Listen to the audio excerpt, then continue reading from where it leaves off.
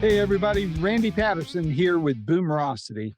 I've said it on here before that I'm always thrilled when I get to talk to someone who played major parts on the soundtrack of my youth and even adulthood. And, it's always a thrill to be listening to the radio, satellite radio or some sort of streaming, and those songs randomly come up and you just kind of flash back in time. And the time doesn't have to be all that far back. And that's the case with Gilbert O'Sullivan. Of course, if you're as old as I am, you know songs like Alone Again, Naturally, and Claire and Get Down. But and even before then, there was Nothing Rhyme. But Gilbert also came out with a lot of other albums since then. He's an amazing songwriter and songwriter from both a musical standpoint as well as the lyrics. And he varies. I love how varied he is, and he's always a joy to listen to. And 2 years ago, he came out with his album Driven, and I absolutely loved it. And so we got to talk about that album. But the main reason for talking with Gilbert was this album you see behind me, which is Songbook, and it's a re-recording of both his classic songs and his more recent songs, a selection of them, not everything he's done, but it was recorded in a live in a venue, a concert venue with no audience. And I absolutely love how it came out. It's great. So your favorites on there like Claire and Alone Again, Naturally, are on there, but you're going to hear some newer stuff as well. And I encourage you to get that album. And if you haven't gotten Driven, go back and get that too. It's a great album. I know you're going to love it. So as always, I ask that if you would listen to the interview all the way through, hit like. If you're not a subscriber, please hit subscribe. It's not going to cost you anything. We don't charge you, at least, and I don't think anybody else will either. And share it with your friends, especially friends of our demographic, the baby boomers, who love this music. So it helps the artist when you do that as well. So without any further ado, here is my first of what I hope are many more interviews to come with the great Gilbert O'Sullivan. Until next time, this is Randy Patterson. Take care. Hello, Randy. Hello, Gilbert. How you doing? I'm good, thank you. You're good. I'm impressed. A musician that's not only on time but actually early. I'm shocked. Shocked. So, must be present to win, right? So, where are you clicking in from? This is my recording studio here, which is a purpose-built studio just on the grounds of the property and stuff. So, oh, fantastic! Perfect place to do the interview. So, absolutely. Well, hey, thanks so much for taking the time. This is a personal thrill for me. Your music has been all over the soundtrack of my life, and actually been a theme song or two from time to time. I bet you can guess what song that is. But this is just a big thrill for me. So thank you so much for taking the time. I really do appreciate it. No, good. I'm looking forward to it. So I know we're supposed to talk mostly about the songbook and such, but I do, if we have time, I want to also talk to you about Driven. I almost said Divine, because I love that album. Man, that was great. But this songbook, wow, talking about bringing back some memories. Tell me the story behind it. Well, the story behind it is that we did a concert last year at the Barbican in London, which is a big theatre. And currently touring is just myself and the guitar player, Bill Shanley, just the two of us, up close and personal, very intimate. And the head of the record company, BMG, was at this concert. And after the concert, he was talking with people from the record company. And he said they really enjoyed it. And they said it would be nice to recapture that on record.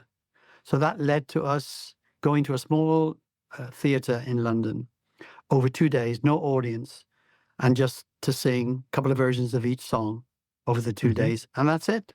Mix it, and put it out. And that's pretty much what happened. Was it the easiest album you ever made?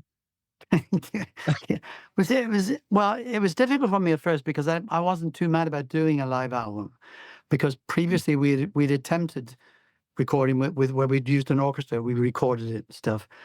But I came round to this because it was kind of, it worked out really nice when we recorded the two songs. There's something nice about the stripping down of the songs, and we were able to do a couple of them different to how they were on record slightly, and I felt that like Happiness Is Being You with just the acoustic was different to Yeah. how it is on the record and stuff. So things like that made it an enjoyable experience. So it was a mix of, I noticed it was a mix from, your classic work as well as your more recent work. Mm, But being though that you were familiar, obviously, with the songs, they've, been with you for at mm, least a couple years, if not sure. a couple decades. Were there any surprises for you in putting this record together? Not in terms of performance, because go back to the record of every song. It's just me on the piano. I'm playing the piano, doing exactly what we're doing now. The difference then was that you'd have the orchestra, you'd have the full backing. The difference now is that it's just Bill and I. Although Bill does lovely guitar work on it and stuff. So Hmm. so it was enjoyable because I was happy with the vocal sound. No interruptions. There's nothing against. I've nothing against. I mean, we've just come back from a concert in Liverpool with 1,500 people, 15,000, Hmm. 1,500 people. So the warmth of an audience is fantastic. But the process that we did this time was really enjoyable. And singing the songs, I found, because there's nothing to kind of obstruct you, nothing to take your mind off what you were doing. So I enjoyed it very much. Interesting. I know I've talked with some people.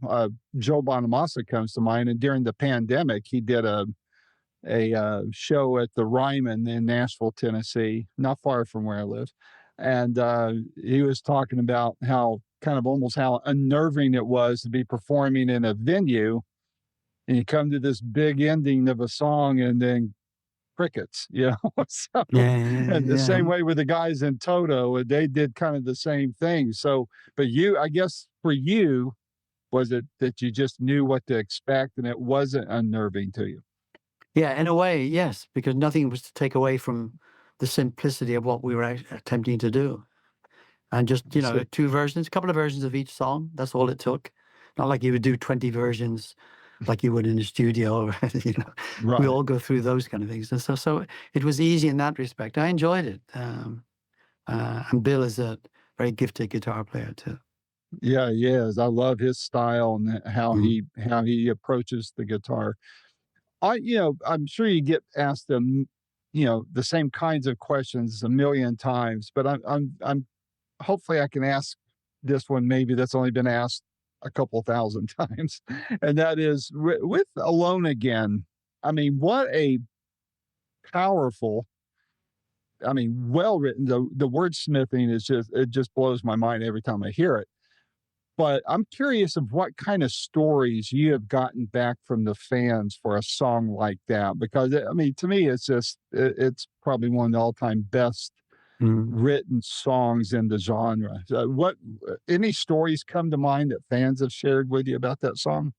Well, it's a serious subject to be dealing with and stuff. And so the brief chats I have with fans, whether it's after a concert or after a TV show or in the street, the reason they like Alone Again is the seriousness of it. The suicide aspect is difficult to talk about, but the Hmm. death of a parent, the death of a family member and stuff, it resonates with them. And so people associate it with a part of their life in many instances, because we all have a mother and a father who eventually will pass away and stuff. So it's dealing with those issues. For me, when I wrote it, it wasn't based on a personal experience of any kind. It was an understanding of the subject that I felt somebody would be going through. That's what makes me, I think, a good lyricist, or should make you a Hmm. good lyricist, is you don't have to experience a subject to be able to write about it in a kind of serious way. I think that's very important. And so Alone Again I was happy with the song when I wrote it, but we needed a new single at that time. The other song I was writing was Out of the Question. And when we went to the studio, everybody thought Out of the Question should be the single. Alone Again Hmm. is not as commercial. So therefore, that's why we would pick Out of the Question. But in the end, at the end of the day, my manager said it may not be as commercial, but it's a better song. So Hmm. that's what happened with Alone Again. Has there So been a I yeah, particular? Oh, go ahead. I'm so yeah, sorry. so meeting people, Randy, is, it's just nice, but it's difficult. It's kind of, you can't small talk about the lyric of Alone Again. It's not a small talk issue. So it's like with Claire or something you can talk about a child and stuff. And with Hmm. Get Down, you can just talk about being a good pop song or something. So those chats about it are just the way it affects people. That's all, that will always stick with me. How people will say, they had a parent who passed away, and that song at that time meant so much to them. So that will always be there as something special. Do you find that, I mean, we're all in the same demographic here. I consider ourselves all baby boomers here. And do you find that with our demographic getting older by the day, that the feedback coming back on that song is becoming more pronounced? Maybe, 50 years ago, there was impact, but now, I mean, we've lost so many people in our lives collectively. Do you find that there's more, you're getting more of a feedback on that? There probably is, Randy, but I don't want to get into those area of analyzing why or how or what. It's kind of dangerous area to get into. Yeah. I'm happy having written the song. I'm happy with the record we made. I'm happy with the successes achieved.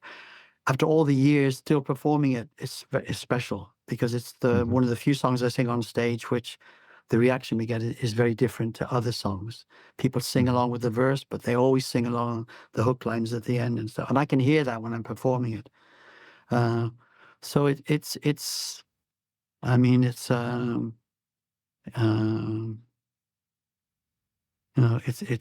It's. Yeah. What you're saying is probably true, but I don't go there. I don't want to go there on that area, because I think it would be a dangerous area to think why or how, or after all these years, what it could mean. I think people like you are probably more qualified to do that than me. I don't know. It's life, but, well, back to the songbook. What kind of feedback are you getting on it? I mean, I just love how you approached it. I love the sound. Even though the songs are familiar to me, it's like a pleasant surprise to me. So what are you hearing from the people who've heard it so far? Yeah, it's stripped down. It's because the criticism we used to get with the band, we have a great band. We haven't toured now with the band for a few years. We always used to get people afterwards say, we love the show, but would have been nice to have heard the lyrics more clearly, but the band kind of drowned out. So we've avoided that this time and stuff. So the intimacy is there. It's just very bare. And it just seems to work, because it allows the lyrics to the lyrics are not just "I love you, baby, you love me." If they were, I don't think it would work so well. I think there are Right. interesting stories in certain of the songs. I think, and the way we perform it seems to work. That's the reaction I'm getting from people who have bought it and like it. I love it. So I want to jump on Driven since we have some time here. I absolutely love that album. Yeah. I think that I mean, I love all your work, but I think that particular album was probably, as far as new music is concerned, probably your best ever. I love the mix of sound. I love the quality of the lyrics, the musicianship, the recording of it, every bit of it. Can you share a little bit of the background on that album and what the feedback has been so far now that it's been out for a couple of years? Well, the process was pretty much the same as always with me, because I've worked with different producers on each album. The producer before Driven was Ethan Johns, Glyn Johns' son. Glyn Johns, very famous producer, Beatles, Rolling Stones. So Ethan is a very well-respected producer. So he coming on board. And here's what I do. Once we decide on the producer, I let the producer pick the musicians and stuff. So we want 2 guitars, bass, and keyboard player, and then me on piano and stuff. I allow the producer to pick the musicians, because I feel if I do it, it could cause some discrepancy in the studios. So by Ethan picking the musicians, like Andy picked them for Driven, Andy Wright, Simply Red producer.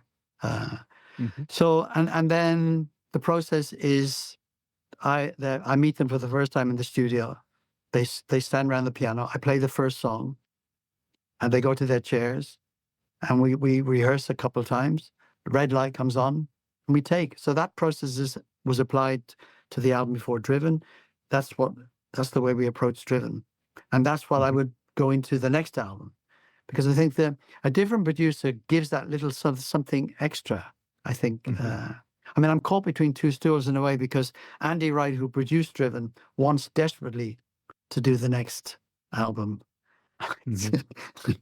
and if I'm true to form, I would be looking at somebody else. So it's a close situation, because I'll start recording the new album early next year and stuff. And, and what you say about Driven, I'm really pleased you enjoyed that album. I mean, that's all I can hope for, is that people like the work, like the songs. The standard I set myself is to be as melodically good today as I was yesteryear. I don't want a situation where the lyrics are good, but where's the melody? I wouldn't like that. I would be very disappointed if you had said to me, yeah, I like the album. Lyrically, it's really good, but there wasn't that much of a melody going on. I think the key for me is always, the key always for me is that it's almost the most important aspect to come up with a melody, because the melody tends to dictate pretty much the approach I'll take when it comes to writing the lyrics. Well, I find too, though, that a lot of artists, as great as they are, I mean, I could hear a song right out of the chute on the new album, and I'll go, "Wow, I really like this." And then, you go through the album and it's kind of like more of the same. And by the time you're at the end of the album, you're kind of tired of that sound. And Mm. that's not the case with Driven, because, I see touches of your classic sound, but yet all the other and the collaborations you did on there were amazing. And so I just, I sound like a little too bubbly on this, but I really did love the album and share it with people. You So might, you must be in touch with Andy. Andy's definitely been talking to you, Andy. There's no good. He'll be calling me tomorrow. Say, I told you, Ray. I told you.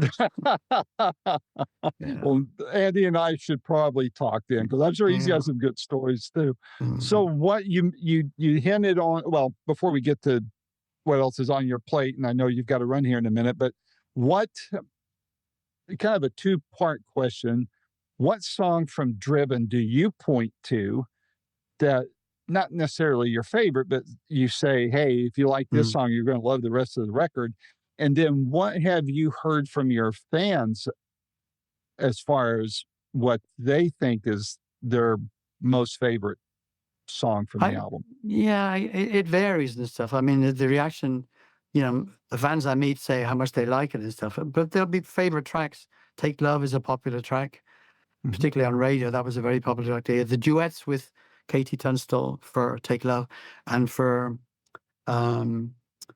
um, for Simply Red, Mick Hucknall Yeah, on Let Bygones Be Bygones.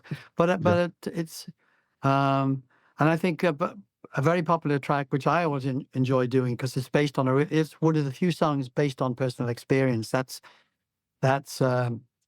Blue Anchor Bay.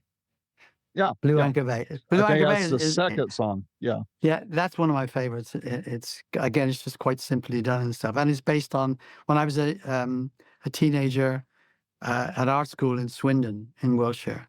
4-year course as an art student. And our second year, the staff said, we're going to go to the seaside for the day.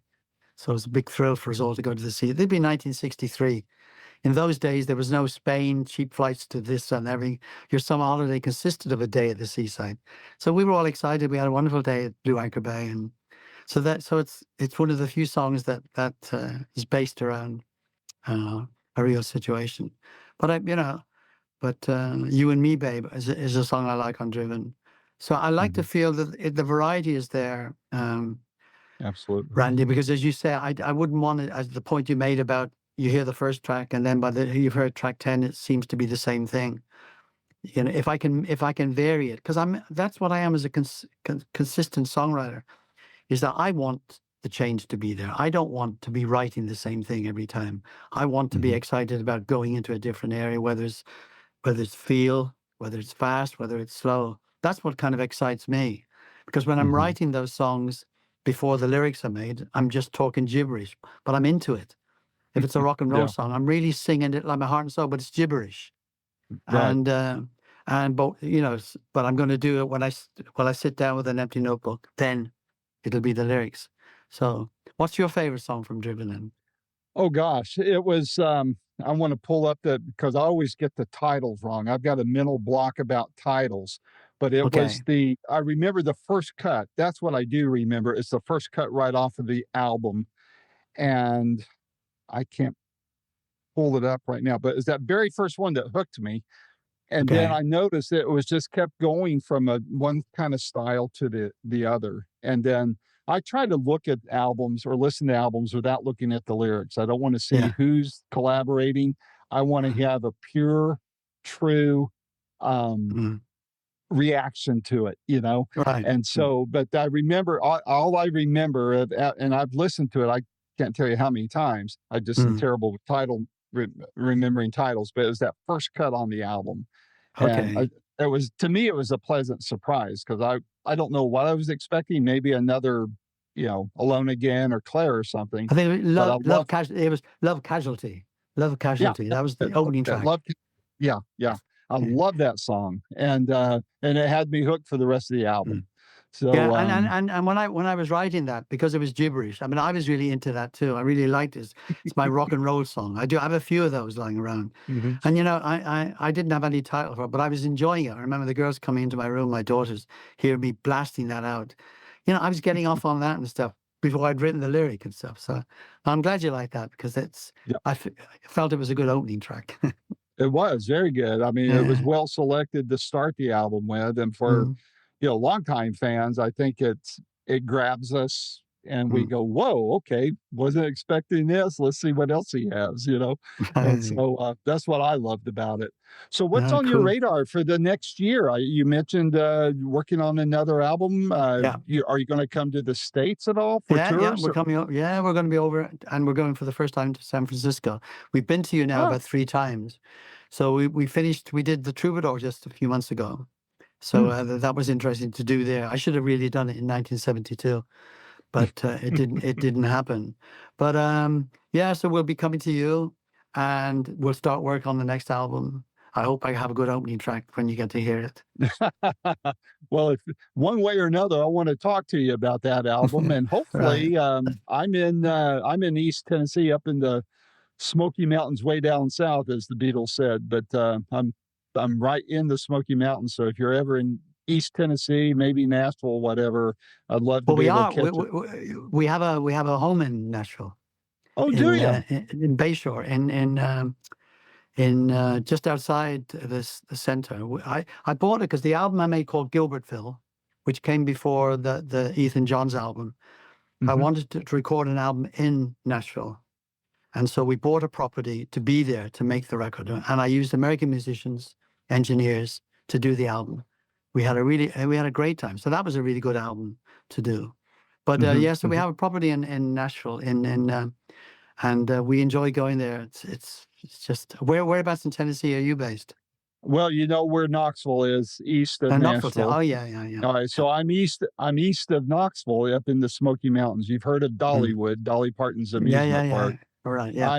I'm within earshot of that. I can hear the train whistle blow when it's running over there. So I'm up here. I take care of my dad. He's up in years, and cognitive decline and all that. But I'm Right. privileged to be able to take care of him and Yeah. enjoy my Cool. last days with him. So, but I'll watch your itinerary, and when you're in the area, Yeah. I'll shoot you a note and maybe get to shake Yeah, hands get with to you. see And us. Yeah, yeah. Be yeah, good. Be that good. would be a You lot can of do fun. that. I mean, you go online, Randy. You'll get all that info coming up and stuff Yes, when we're there. absolutely. That would be, yeah, it'd be great. Because One we've done it. final question. Oh, go Because ahead. Go ahead. we did Nashville. We've done Nashville twice now in the last few years. Last year, and I Yeah. think 2 years ago before that. So yeah, I so we know. should. When I saw that, I was planning on going, and then I forget what came up, and I wasn't able to make it over there. But I could do that in a day trip with no Mm, problem. But I'll keep an eye on it, and if you're in Nashville or anywhere within easy mm, driving distance, I'll mm. definitely I'll definitely meet up with you. And because Hendersonville is where we have the property, which oh, is so takes kind of about north yeah, of Nashville a little bit, yeah, Johnny yeah. Cash's old area. So Yeah, well, overlooks the lake. So, you yep. know, we used to see that property when we used to drive around, but of course, it all burned down. I mean, Yep. Barry Gibb of Barry the Bee Gibb Gees owned bought it it. at the Yeah, time. Yeah.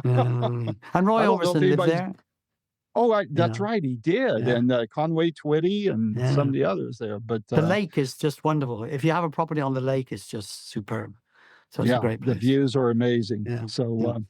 well, Gilbert, this was a personal thrill for me. Like I said, I appreciate you taking the time, and my door is always open to you. Anytime you got a new Cool. album, new tour, Yeah, whatever, I'd love to talk to you about it. yeah. I'll do my part to help help fans find out about it and Cool. create new fans for you.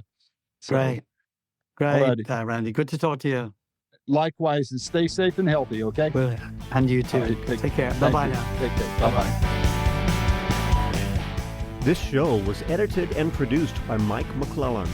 The original music, Roll the Dice, was written and produced by Quentin Hope. And Randy Patterson was your host and executive producer.